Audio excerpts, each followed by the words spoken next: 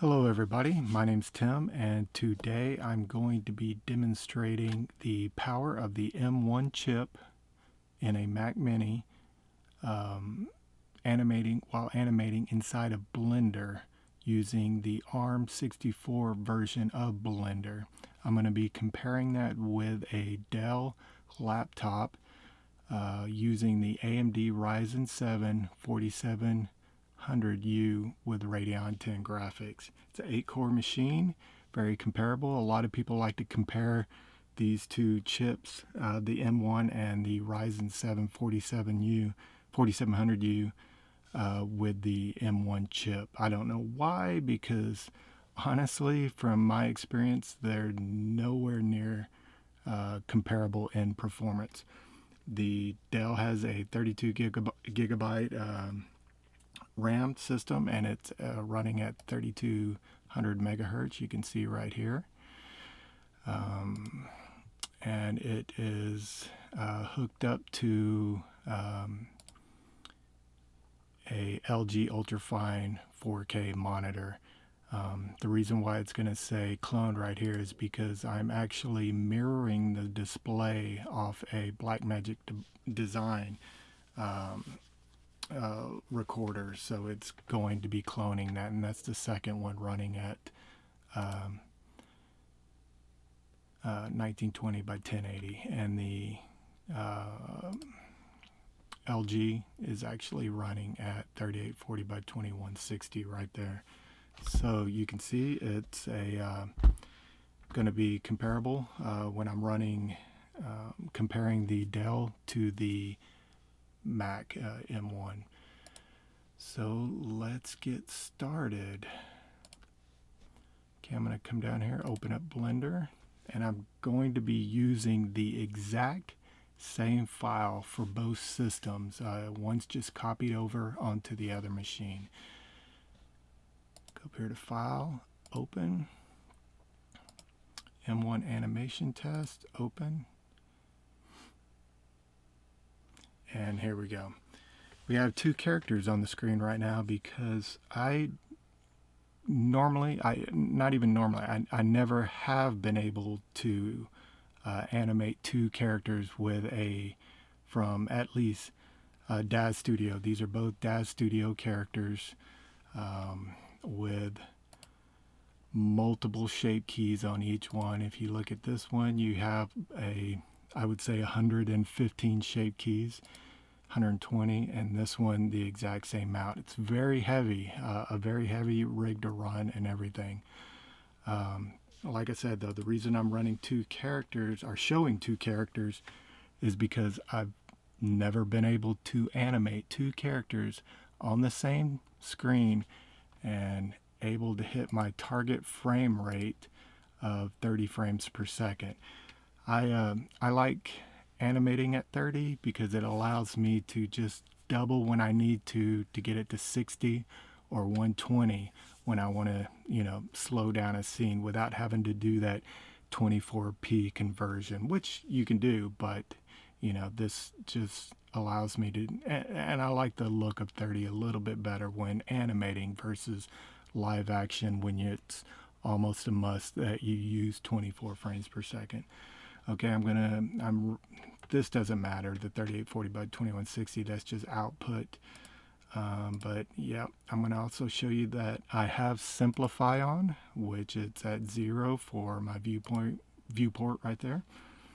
And I do not have any physics on. Let's see if I go to her cloth right here, her overalls, you can see that the cloth is actually turned off. On the mesh, there is no collision, and on the sports top there is no cloth simulations going on. Also on the hair, there's nothing going on. As you can see, both characters are like that. Cloth is turned off on all the pieces that I would normally use to actually do my cloth simulations, and once again, no collision on any of those other objects. Okay, I'm just going to start this off, and I'm going to hit play right now, and you'll see what this frame rate will actually run at, or these two characters, what frame rate they'll run at on the screen. And as you can see, I'm running about 15 frames if you look up here. Not a lot.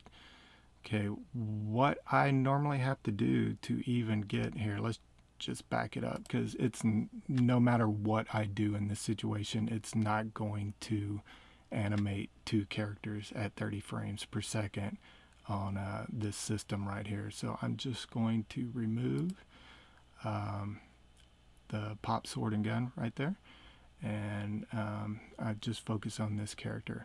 Okay, what I normally need to do to get this to run at a reasonable frame rate is strip my character completely down.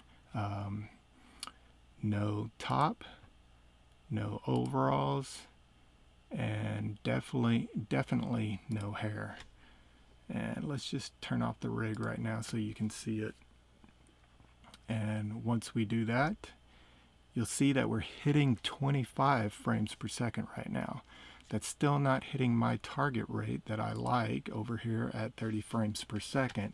But hey, if you were doing something and you like that 24 frames per second, you could get away with this. It would be right on the limit of what you can do. So if you'll have times where your animation would dip and it may not look as smooth as visually as your keyframes have it set up. So what I have to do on this system is actually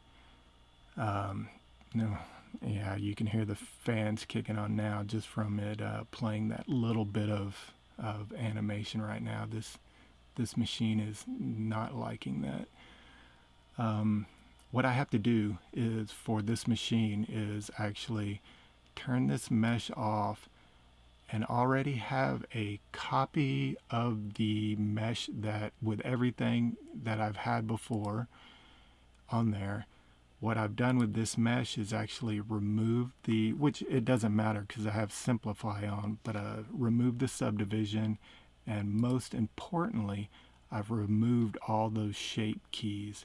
Once I do that, I can have this copy mesh play and animate it, and I get it where I need it to go. 30 frames per second right there. It's a lot of work. You're not going to be able to add another character, and you're not going to be able to add many other things in the scene to animate, but at least you get your character animation and you can go back and animate the things you need to animate on top of that. So let's look again. Turn that one off, turn that one on. You can see it's bumping back down. The main reason why is because it has all these shape keys, and those shape keys can be really expensive on a system when animating, but they are needed. All of these help with those bends and everything animate. And to let you see what this character looks like,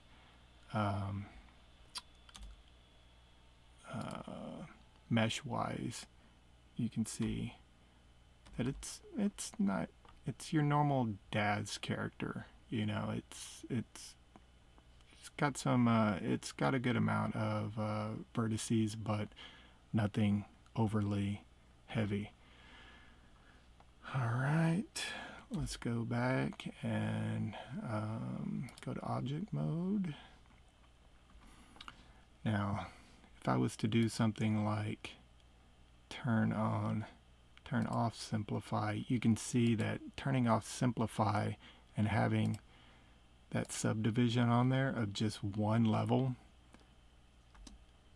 it's gonna take us all the way down to about 7 frames, 6-7 frames right there. So completely unusable. So that is a good tip for anybody that doesn't know about simplify, is if you check that and set this to 0 for your viewport or for your render, if so be it, you can have it'll automatically go through and turn every subdivision off that you have set up on there. Subsurf, excuse me, not subdivision. Every every subsurf that you have in your entire scene, it'll default it to 0. All right, now that we've demonstrated what this is like on a Windows machine with a comparable CPU, or quotation marks comparable CPU, we're going to jump over to the M1 Mac, and I'm going to show you what performance can be on Blender when animating. All right, here we are on my M1 Mac Mini, and I'm going to basically demonstrate the same things that I was showing on the Dell with the Ryzen chip in it. All right. Let me show you a little bit about the computer so you'll just know about this Mac. Running Big Sur 11.1, the Apple M1 chip, 16 gigabytes of RAM on there. And the display is a LG ultrafine display. It's actually a 4096 by 2304, but on the Windows machine it would only let me have a setting of the 3800. And of course it's being mirrored on the Blackmagic Design Video Assist. So we can close this out, and here's the file, and here's the Blender. I'm going to do Blender the ARM version, and then I'm going to show you that it's not only the power of the M1 chip that is helping speed up and perform so well in animations on Blender. Because if that was the case, 2.91 with Rosetta would run almost identical to the ARM one, but it's a combination of Blender with the ARM architecture with those smaller instruction sets per each calculation that is allowing, and I'm assuming at this point, that's allowing Blender to actually perform much better than its counterpart. Okay, let's start this up. I always like that in Mac, that it's a almost instantaneous startup. That was even before the ARM version. Even with my iMac, it would do that with just normal 2.8. And to show you, I'll go to Activity Monitor, and where's Blender at? It's going to pop right there, and you can see it's the Apple architecture right there. So Activity Monitor, close. Okay, we're going to go File, Open. I don't need to be saying all this stuff to you, but I like narrating. All right. You know what? I'm just going to start right out of the gun. I've got both the characters. I've got the hair, the clothing, all the shape keys are on each one. It's not the copy, as you can see over here.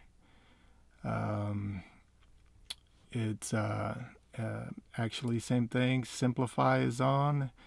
It's well, I've got it to 60 because on the Blender I can run at a lot higher frame rate, so I wanted to see how far it can go, but I'll set it at 30 first, and I will hit play, and right off the bat 2 characters running at 30 frames per second. So you got to forgive me because that's a new one for me. As in, not new, I've been doing this since I've had the M1, but before I'd have to animate one character and then animate another character. Now I can, in tandem, I can jump to each one. I can go to this one and pose mode and do whatever animation. I'm going to undo that because I don't want to mess it up. And then go over to this one while I'm in the same screen. Go to pose mode, G, Let's move her a little bit, and don't want to mess that up, so just put it back. I can do that when they're both on screen, you know, have them shaking hands, have them slapping each other on the back, or reacting to another one's motions without having to guesstimate by turning on a character, turning off a character, or jumping into another file. It's just play, and they're both running at 30 frames per second. And this is with the hair, the cloth, and everything on. So yeah, I'm a little giddy about this. So all right, let's show you I guess kind of, I mean, I don't really need to show you much more, but we can give you comparison. I can turn this one off. I can go over to this character, and I can turn her clothes off. Let's see, her overalls, her mesh, her eyelashes, her top. Kind of strip her down like I would have to do on the other one, and just hit play. Oh, let me go over here and change this to a higher frame rate and see if it can hit it. And that one's already hitting like 43 right there. And I can actually get these up to 60 depending on what I'm doing with the shape keys or whatnot. So just like if I had the copy on like that, I could do a full 60 animation in Blender without having to do it a 30 frame per second animation and then scaling it later and then correcting everything. I could just animate in 60 frames. So that's pretty cool. Yeah, that's basically, I mean, basically it. I don't have to do any workarounds. I don't have to try to get anything working. I can throw characters in. This also allows me to, and if you've animated in Blender before, you'll know what I'm talking about. But this allows me to, as you can see the scene, it's very bare. I can have a single character with all its clothes on, weight painted clothes, not actually simulated clothing, unless I had it baked. I could have it in the scene, and I could have my scene around it also, without having to animate it in this blank environment, which I would have to do before. I'd have to animate with in a completely different file, get it where I want it, and then bring it into the scene that I have populated with props and an environment. And that's normal in a lot of cases, but sometimes you're having to interact with certain props. You're wanting to interact with stepping up a curb or walking down stairs, and you don't have to keep bringing those objects in to your blank file. You can just animate the character in the file that you already have, which is really nice. Now, someone from, let's say, Maya or something like that, they may be going, we could do that anytime, which is very true. I don't know. I don't use Maya. I learned 3D animation coming from 2D in Blender.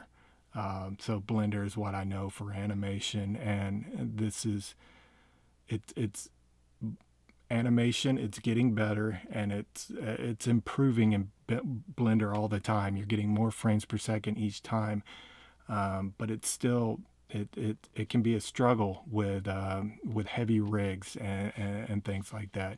With the M1, I mean, you can see it's powering right through it with that ARM architecture and that and the M1 chip, the power of that chip.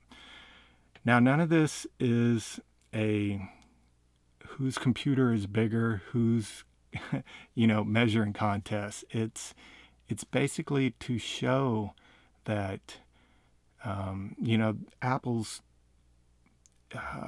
participation in the 3D world has been lackluster, and you get a lot of flack for running a Mac in the 3D world just because it's thought of as a toy, mainly because rendering.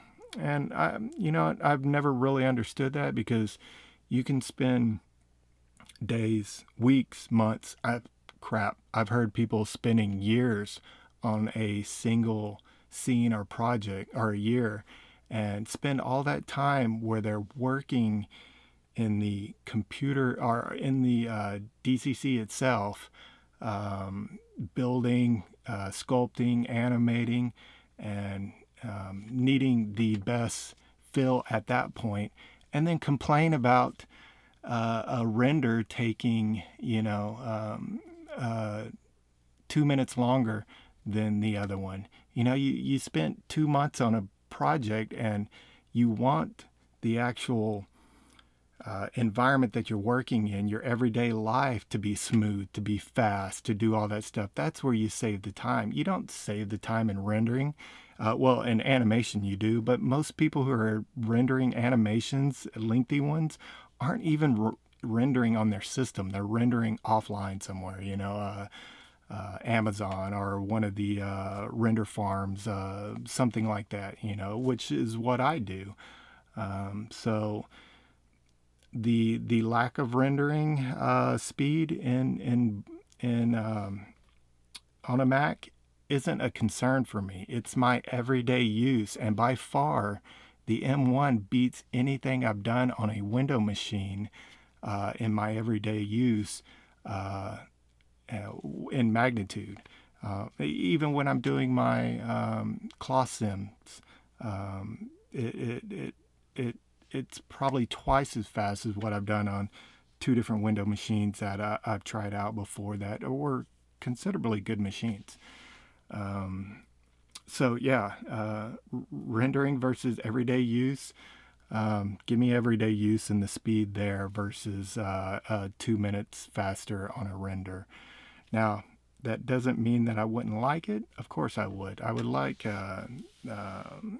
Blender to someday support metal so I could use cycles natively. But there's other options, Radeon Pro Renderer, there's Octane, there's a few others, so that's not a game stopper for me. What I love is that I can hit play, and this thing with two characters on here can run at the target frame rate of 30 right there. So, all right, let's close this out. And I'm going to show you. Oh, I almost forgot. I was going to show you that this isn't just a Apple Silicon Advantage. I'm going to start Blender and show you that it's actually the ARM architecture helping this out too. And we're going to see that Blender is, now I'm running the Intel version, ran under Rosetta 2, which is basically emulating Blender on top of the ARM instruction set. So let's close this out and file open. And this is going to do well, but it's not going to do what the other one did. All right, it's basically the same thing that I had, that same file that I had before. Not basically, it is. So we're going to hit play, and you can see here I'm barely hitting that 24. It wouldn't have hit the 30 that I had before, or even jump up into the 40s. So you can see it's a combination of the M1 chip plus the ARM Apple architectures. So, all right, I'm also going to, let's quit that out. For any other Mac users that are, and I want to say this also, this is nothing towards the developers at the Blender Foundation. They are doing awesome. All the work they put in, they're trying to get what, I understand they got a lot of it, and they're trying to get to what they can as soon as they can, and what's most important for the community, for the program. And unfortunately, Macs are a little bit down on that list. And but man, saw something the other day that gave me a lot of hope. Go to the DevTalk Blender, and Brecht, I hope I'm not butchering that name, which I believe is the lead developer at the Blender Institute. We plan to add native support in 2.93. The relevant task is here. That's for the Apple Silicon M1 support. Yay! You go to the task. This is another thing. As well as the ARM architecture works with Blender, this is the only box that's been checked. And I believe that's from the support that Apple actually themselves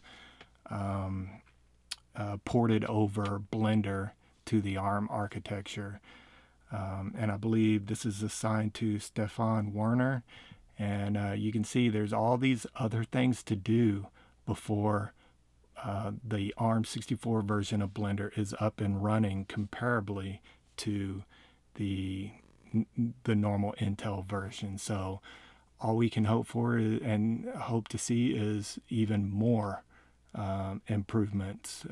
And you know what? Maybe the entire computer world is eventually going to a ARM instruction set, and this is going to be the stepping stone for Blender to make that transition. What they're doing now with the Blender Apple ARM 64 version. So, all right, thanks for listening to me ramble on, and I hope this helps motivate the community and the developers to understand that the Apple M1 chip is not a toy. It is just like the reviews you're seeing everywhere online.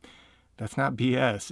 It's true. This thing is a beast, and it's not necessarily the future of all computers, but it's the future of Apple. And if we're going to, as a whole in Blender, support the three systems out there, Windows, Linux, and Mac OS. Mac OS's future is ARM-based chips. So, yeah, this is a good thing. So I hope everybody agrees, and I will talk to you later.